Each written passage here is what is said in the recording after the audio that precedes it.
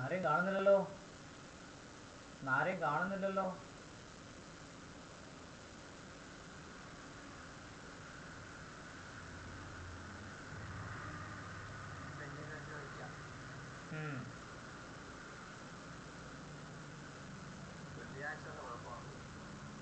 വെള്ളിയാഴ്ചക്ക് എന്തോ പ്രേതബാധ ഉണ്ടല്ലേ?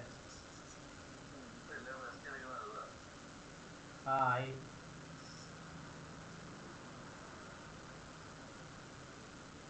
നമുക്ക് 5 മിനിറ്റ് കൂടെ നോക്കിയിട്ട് ഉള്ളവരെ കൊണ്ടങ്ങ് തുടങ്ങിക്കളയാം കേട്ടോ.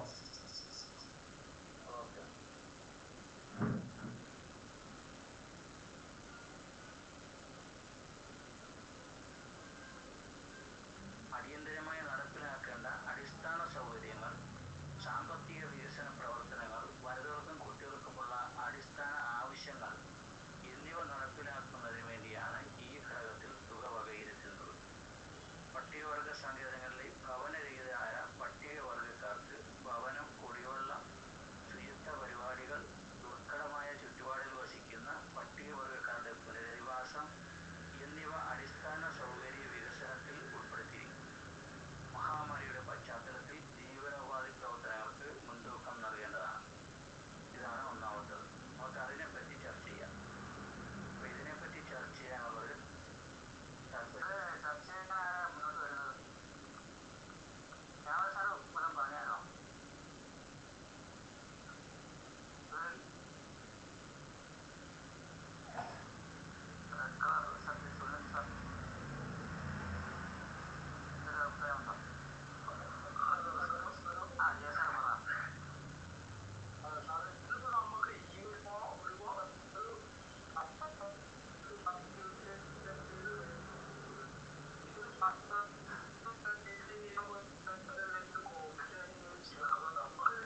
ജയസാറ് പറയുന്നത് ഞാനൊന്നും കേൾക്കുന്നില്ല.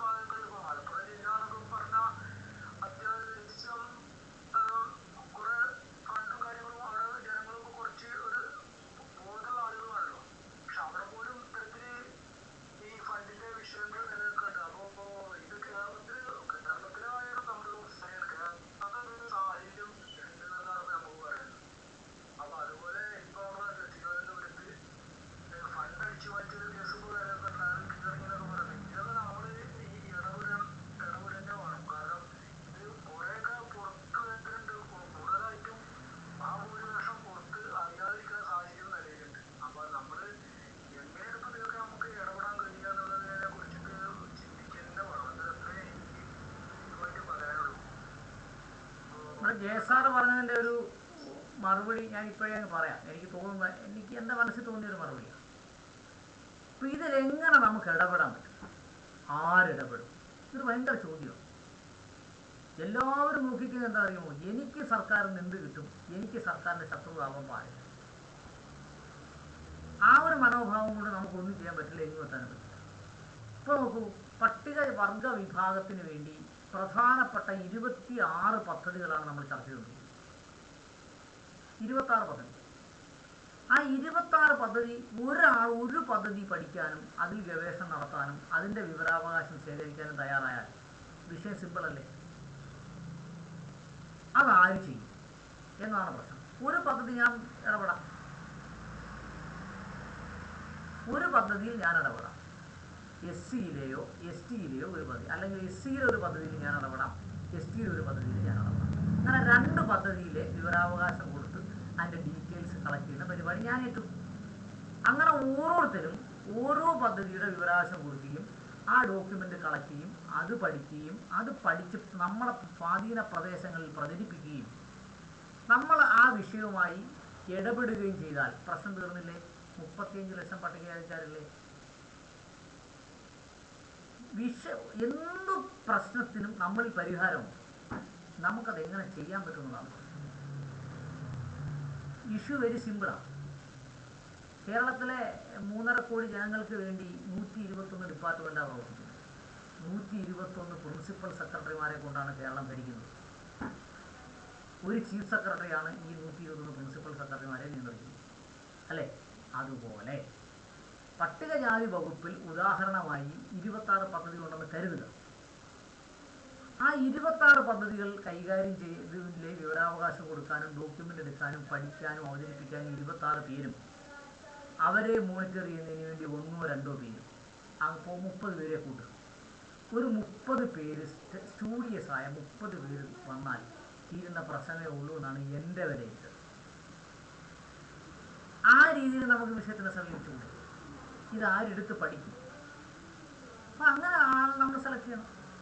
ഇന്ന ആളിൻ്റെ സബ്ജക്റ്റ് എടുത്ത് പഠിക്കും. ഉദാഹരണം, വിദ്യാഭ്യാസ മേഖല, പട്ടികജാതിക്കാരുടെ വിദ്യാഭ്യാസ മേഖലയിൽ stipend, lump sum grant, pocket money, book bank, ഈ വിഷയവുമായി ബന്ധപ്പെട്ടുകൊണ്ട് 366 കോടി രൂപ പ്ലാൻ ഫണ്ടിൽ റെസിക്കും, 84 കോടി രൂപ നോൺ പ്ലാൻ ഫണ്ടിൽ ചിലവാണ്. ഈ വിഷയം 2019-20 ബില്ലായി കഴിഞ്ഞു. ഈ വിഷയം ഒരാൾ പഠിക്കട്ടെ.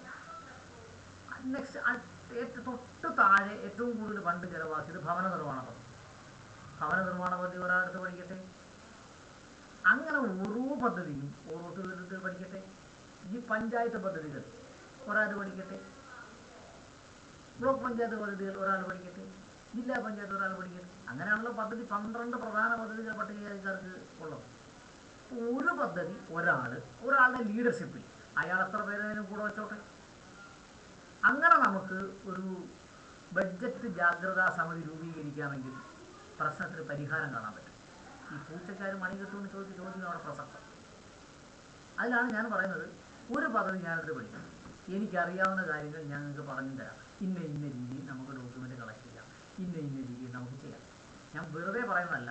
ഇവിടെ എറണാകുളത്ത് കുമ്പളം ഗ്രാമപഞ്ചായത്തിലും ആലപ്പുഴ ജില്ലയിൽ വയലാർ ഗ്രാമപഞ്ചായത്തിലും മലപ്പുറം ജില്ലയിൽ രാമേട്ടനുണ്ട്. മലപ്പുറം ജില്ലയിൽ രാമേട്ടൻ്റെ പഞ്ചായത്തിലും നമ്മൾ വിവരാവകാശം കൊടുത്ത് ഡോക്യുമെൻ്റ് എടുത്തിട്ടുണ്ട്. പിന്നെ ഇടുക്കിയിൽ നിന്ന് ഒരാൾ വന്നിട്ടില്ല. ഇടുക്കിയിൽ സന്ദീപിൻ്റെ പഞ്ചായത്തിൽ നമ്മൾ ഡോക്യുമെൻ്റ് എടുത്ത് ചെയ്യുന്നുണ്ട്. ഈ മലപ്പുറം ജില്ലയിലും സന്ദീപിൻ്റെ പഞ്ചായത്തിലും ഡോക്യുമെൻ്റ് എടുത്തിട്ടേ ഉള്ളൂ, പഠിത്തം നടന്നിട്ടില്ല. ബാക്കി 2 ഡോക്യുമെൻ്റ് എടുക്കുകയും പഠിത്തം നടക്കുകയും ചെയ്തതാണ്. നിങ്ങൾക്കറിയാം, ഗൂഗിൾ മീറ്റിൽ വന്നപ്പോൾ അന്നൊരു ധനഞ്ജയൻ എന്ന് പറഞ്ഞ ഒരാൾ സ്വാഗതം പറഞ്ഞായിരുന്നു. അദ്ദേഹം ഈ കാര്യത്തോടെ എടുത്തു പറഞ്ഞിട്ടാണ് അദ്ദേഹം സ്വാഗതം പറഞ്ഞത്. വയലാർ ഗ്രാമപഞ്ചായത്തിൽ ഒരുപക്ഷെ സന്തോഷേട്ടൻ ഇതിനകത്ത് വന്ന് സന്തോഷേട്ടൻ ഓർമ്മ ഉണ്ടാവും. 2013-14 സാമ്പത്തിക വർഷത്തിൽ വയലാർ ഗ്രാമപഞ്ചായത്തിന് മുമ്പിൽ ഒരു മാരത്തോൺ സമരം നടത്തിയായിരുന്നു. വിവരാവകാശ പ്രകാരം കളക്ട്. അത് നമ്മൾ പഞ്ചായത്ത് പഠിക്കുക എന്ന് പറഞ്ഞ ഒറ്റ ഉദ്ദേശം മാത്രമാണ്. അതുപോലെ ഓരോ വിഷയം പഠിക്കുക എന്നുള്ള ഉദ്ദേശം വേണം. അങ്ങനെ പറ്റുന്ന, ഞാൻ കൂടുതലൊന്നും പറയല്ല, 12 ലീഡേഴ്സ്, 12 പദ്ധതികളെ പഠിക്കുന്നതിന് വേണ്ടി 12 ലീഡേഴ്സും അതിൻ്റെ ഉപപദ്ധതികളുണ്ട്. എന്താണ് main head, sub head, minor head, sub major head. അങ്ങനെ ഓരോ ഹെഡ് ഓഫ് അക്കൗണ്ട് വഴിയാണ് പണം വരുന്നത്. അങ്ങനെ ഈ ഓരോ ഹെഡ് ഓഫ് അക്കൗണ്ടിലെയും വിവരാവകാശം കൊടുത്ത് അതിൻ്റെ ഗുണഭോക്തൃ ലിസ്റ്റും പണവും ശേഖരിച്ച് പഠിക്കാൻ ടീം തയ്യാറാവുകയാണെങ്കിൽ പരിഹാരം തുടങ്ങും. പഠിച്ച് അത് വിജയിക്കുമ്പോൾ നമുക്ക് പരിഹാരം ഉണ്ടാകും. അതിനുവേണ്ടിയാണ് നമ്മൾ 9 മണി മുതൽ 10 മണി വരെ സമയം ചിലവാക്കുന്നത്. Okay G. അപ്പോൾ ജയപ്രസാദ് സാറിൻ്റെ 2 സംശയങ്ങൾക്ക് എനിക്ക് ശരിയെന്ന് തോന്നുന്ന രീതിയിൽ ഞാനൊരു മറുപടി തന്നിട്ടുണ്ട്. ഇത് വെറും മറുപടിയല്ല, ഇതൊരു പ്രാക്ടിക്കൽ ആപ്ലിക്കേഷനാണ്. ഇത് വിജയിച്ചതുമാണ്. 2 പഞ്ചായത്ത് ഞാൻ ഇപ്പം പറഞ്ഞു. ഒന്ന് കുമ്പളം, എറണാകുളത്ത് കുമ്പളം ഗ്രാമപഞ്ചായത്ത് ആരെങ്കിലും ഉണ്ടെങ്കിൽ വിളിച്ചു ചോദിക്കാം. പിന്നെ ആലപ്പുഴക്കാർക്ക് വയലാർ ഗ്രാമപഞ്ചായത്തിലെ ആളിൻ്റെ പേരും കൂടെ ഞാൻ പറയുകയാണ്, ധനഞ്ജയൻ. അദ്ദേഹം ഇൻകം ടാക്സ് ഡിപ്പാർട്ട്മെൻറ്റ് ഓഫീസറാണ്. അദ്ദേഹത്തിനെയും വിളിച്ച് ചോദിക്കാം ഇതെങ്ങനെ ഓപ്പറേറ്റ് ചെയ്ത്, ഇതെങ്ങനെ ഓപ്പറേറ്റ് ചെയ്യാം എന്ന്. Okay G.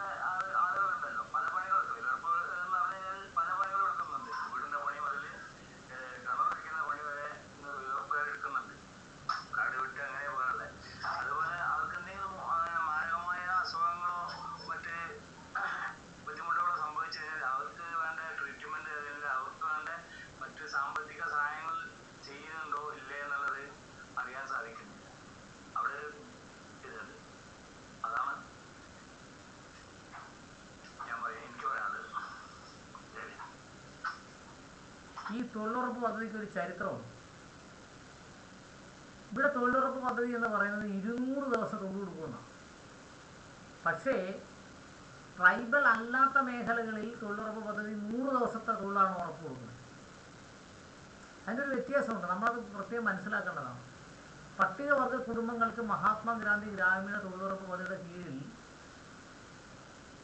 അധിക തൊഴിൽ നൽകുന്നതിന് കേരള ട്രൈബൽ പ്ലസ് പ്രോഗ്രാം നടപ്പിലാക്കി വരുന്നു. ഈ പദ്ധതിയുടെ പട്ടികവർഗക്കാർ 200 ദിവസം തൊഴിൽ കൊടുക്കും. 365 ദിവസത്തെ 55 ഞായറാഴ്ചകളും 55 ശനിയാഴ്ചകളും കഴിഞ്ഞ് പിന്നെ 10 ദിവസത്തെ ഓണവും ക്രിസ്മസും അതുപോലുള്ള അവധിയും കഴിഞ്ഞാൽ 100 ദിവസത്തെ തൊഴിൽ. 200 ദിവസത്തെ തൊഴിലെന്ന് പറഞ്ഞാൽ അവർക്ക് വേറെ ഒരു പണിക്ക് പോകാൻ സമയമില്ല എന്നുള്ളതാണ്. എല്ലാ ദിവസവും ജോലി ഉണ്ടെന്നാണ് ഈ പറഞ്ഞത്.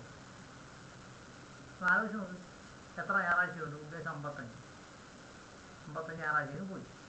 ഓണം 10, ക്രിസ്തുമസ് 10, പിന്നെ മറ്റെല്ലാം ഫെസ്റ്റിവൽ നോക്കൂ, അതൊന്ന് മാറിക്കഴിഞ്ഞാൽ 200 ദിവസത്തെ തൊഴിൽ പോരെ ഒരാൾക്ക്. അങ്ങനെ 200 ദിവസത്തെ തൊഴിൽ കിട്ടുന്ന പട്ടികവർഗക്കാരെന്തുകൊണ്ട് രക്ഷപ്പെടില്ല? പിന്നെ വേറൊരു കഥയുണ്ട് ഈ തൊഴിലുറപ്പിന്. തൊഴിലുറപ്പിൻ്റെ ഒരു കഥയെന്ന് പറഞ്ഞാൽ ഊരായ്മ വേല എന്ന് പറഞ്ഞുകൊണ്ട് ഈ രാജാക്കന്മാർ ഭരിക്കുന്ന സമയത്ത് ഒരു പരിപാടി ഉണ്ടായിരുന്നു.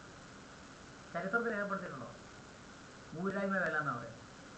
മതിയായ വേതനം കൊടുക്കാതെ നല്ല തല്ലും ജീവൻ കിടക്കാനുള്ള ഭക്ഷണം കൊടുത്തുകൊണ്ട് ചെയ്യിപ്പിക്കുന്നൊരു പണിയുണ്ടായിരുന്നു.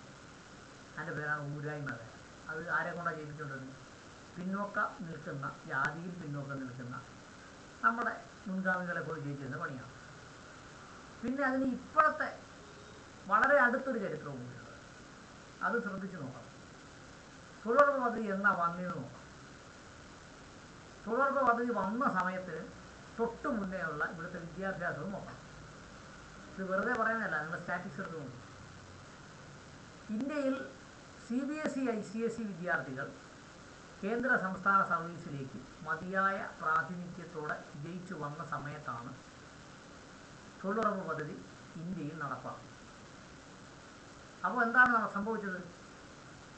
സ്റ്റേറ്റ് സിലബസ് പഠിച്ച് അവിടെ വേറൊരു പരിഷ്കരണം കൂടെ നടക്കും. ഇത് വിദ്യാഭ്യാസമായി കൂടുതൽ കണക്റ്റഡാണ്. അതുകൊണ്ടാണ് ഞാൻ ഇങ്ങനെ പറയുന്നത്.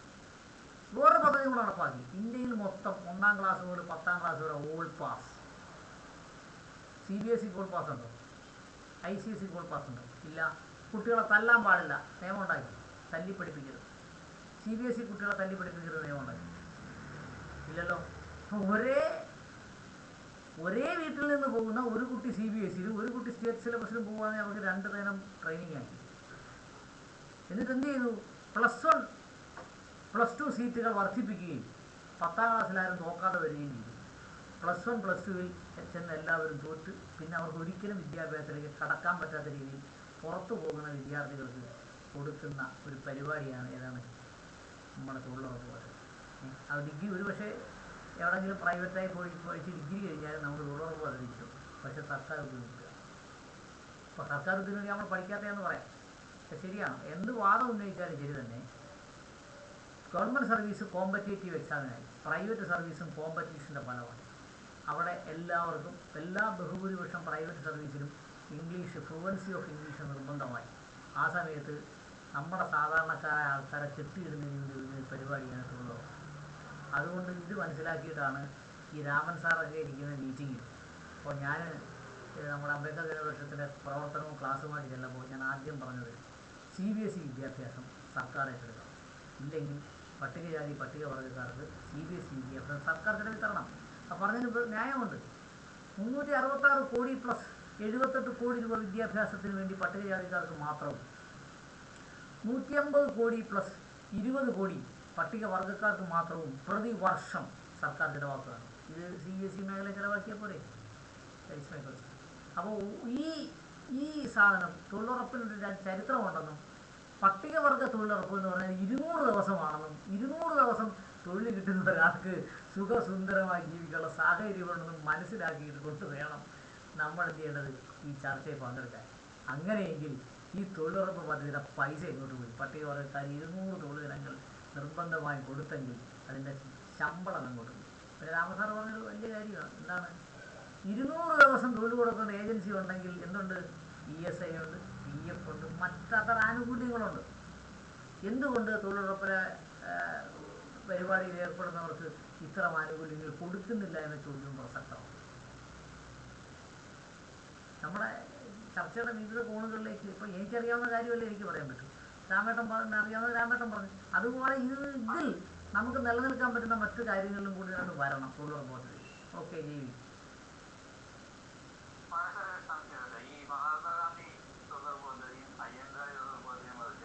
രണ്ടും രണ്ട് പേരിലാണ്. നേച്ചർ ഒന്നാണ്.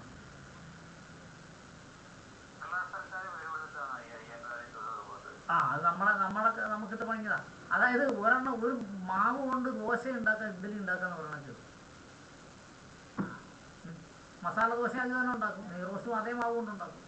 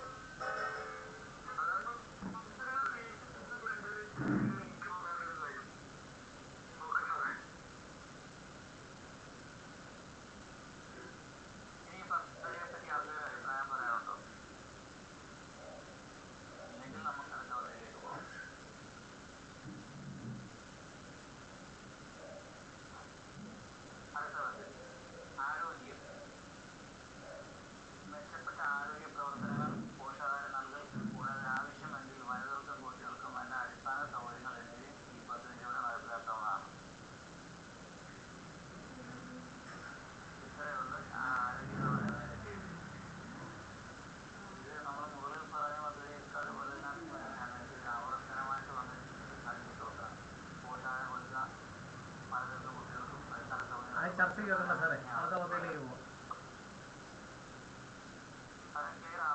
അത് ചർച്ചയ്ക്ക് വെക്കണ്ട, അടുത്ത പദ്ധതിക്ക് പോവാം.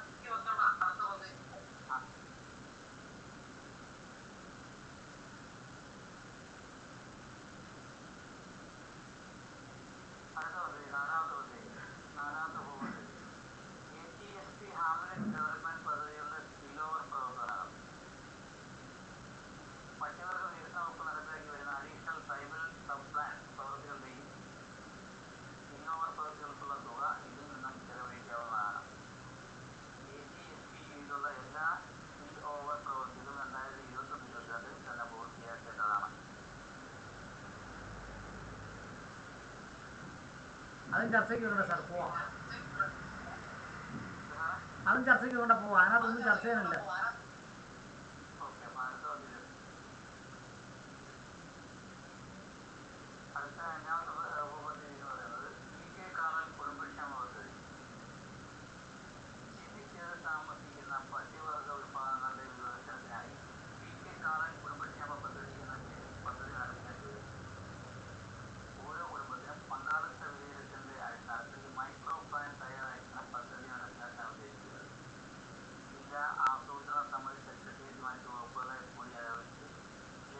വിവരങ്ങളുടെ അടിസ്ഥാനത്തിൽ കുടുംബാധിഷ്ഠിത മൈക്രോ പ്ലാൻ